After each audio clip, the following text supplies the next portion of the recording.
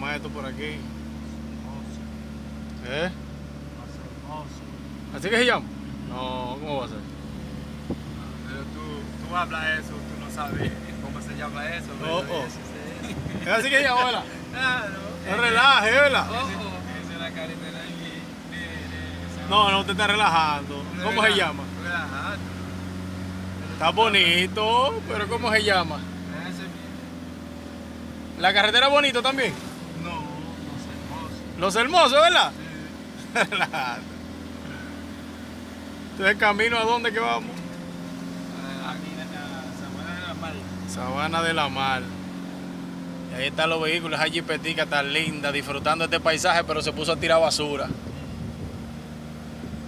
Deberían multarlo donde lo vean, darle una pela.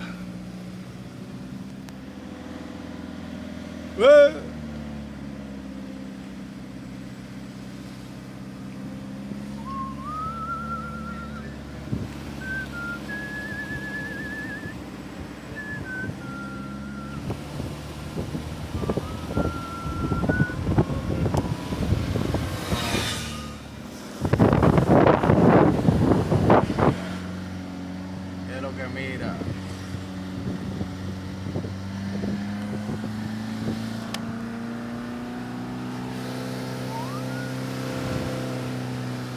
Agrocafé.